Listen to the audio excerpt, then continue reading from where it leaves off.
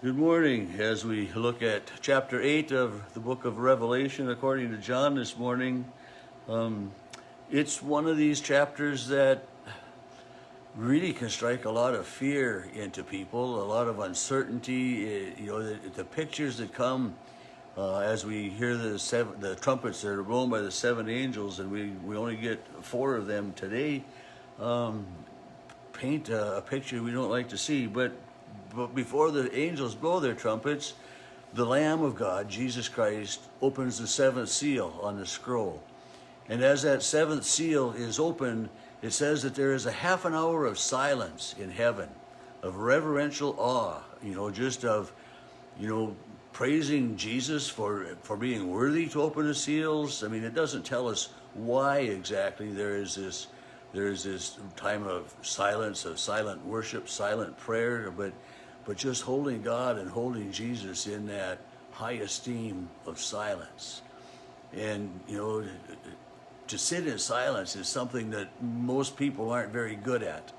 I think about here in my wood shop, I can be just gluing something, and gluing doesn't make much noise, but yet there's the hum of the fluorescent lights, and like right now the fan on the heater is blowing, and if you go outside, a lot of times you'll hear a jet flying over, or there's always some noise. And to find time of silence is virtually almost impossible.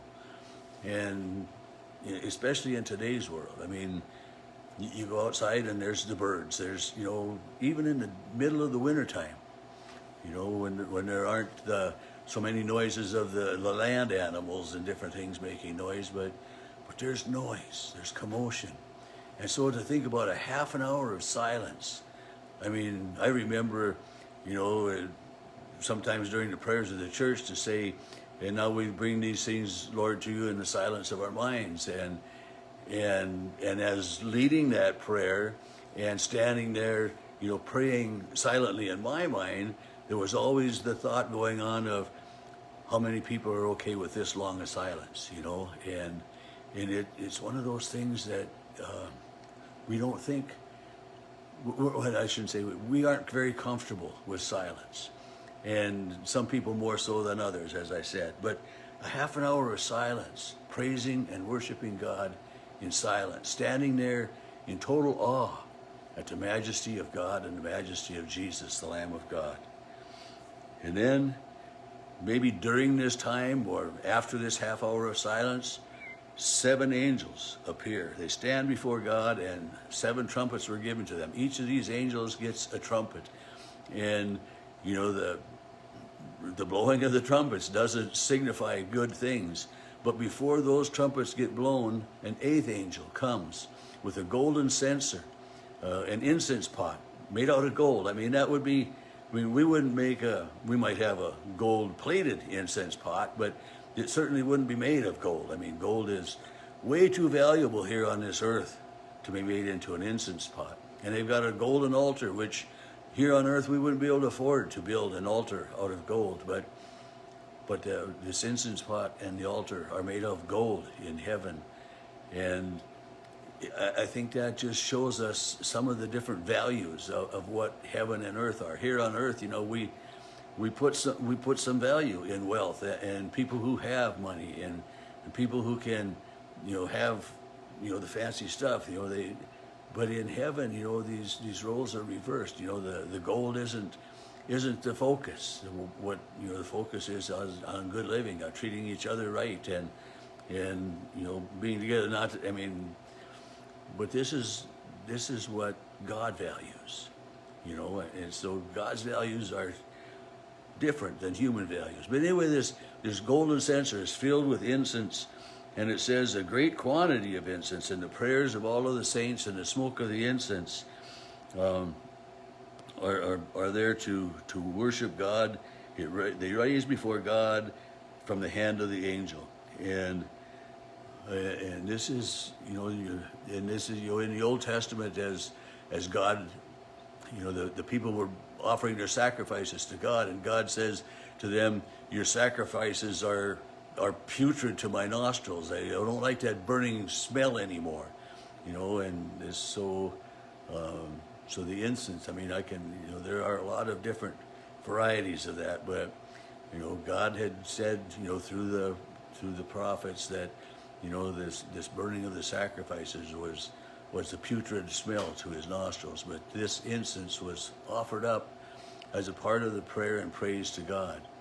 And this is where some churches will have the incense burning in their sanctuaries as a part of their worship to God that way.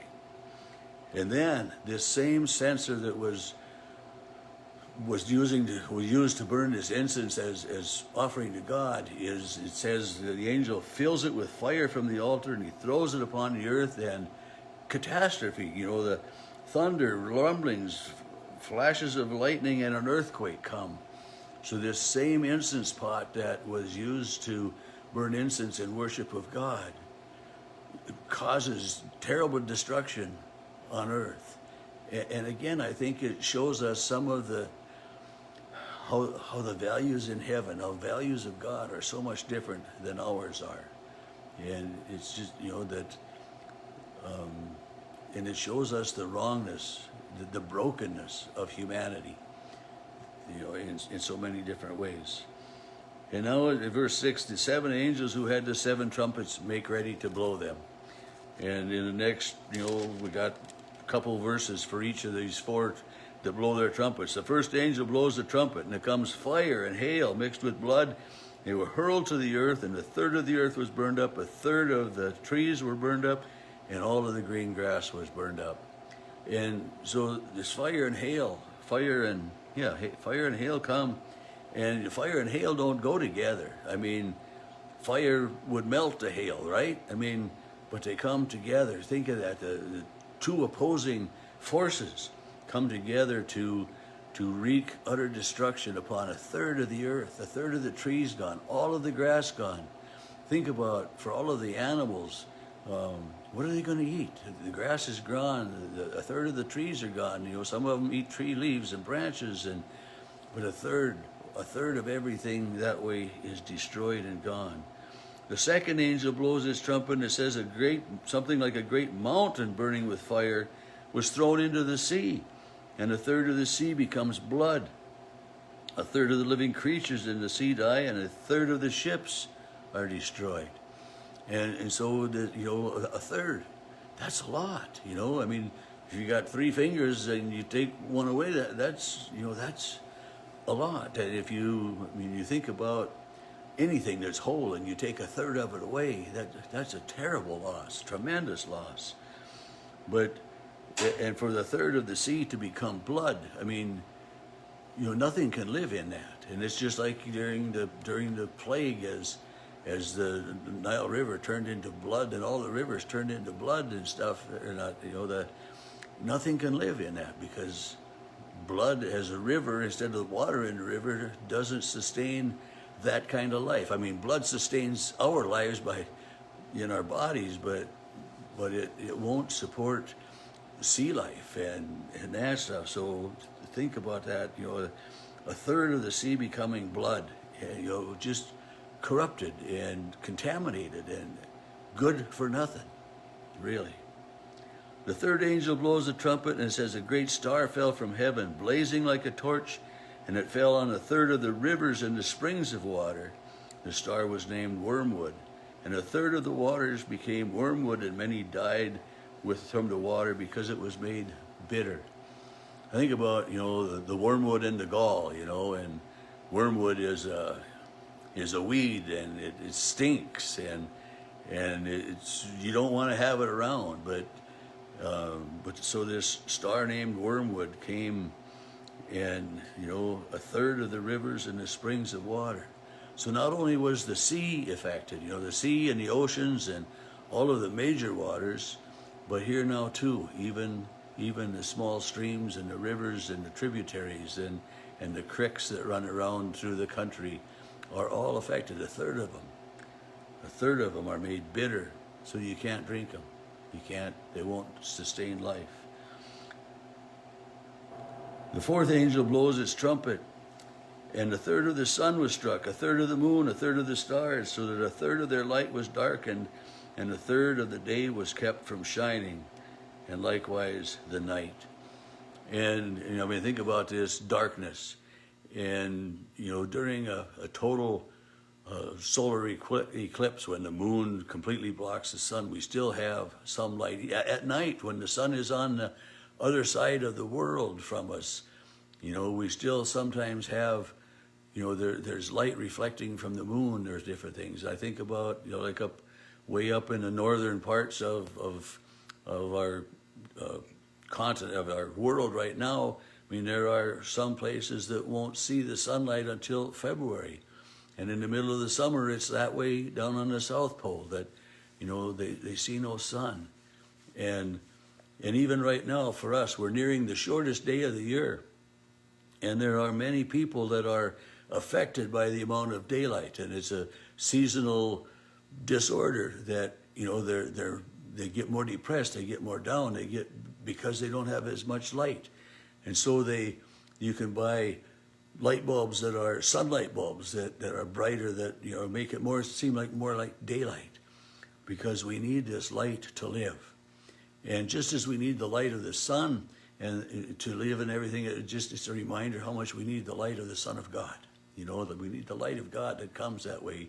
And Jesus says, "I am the light of the world."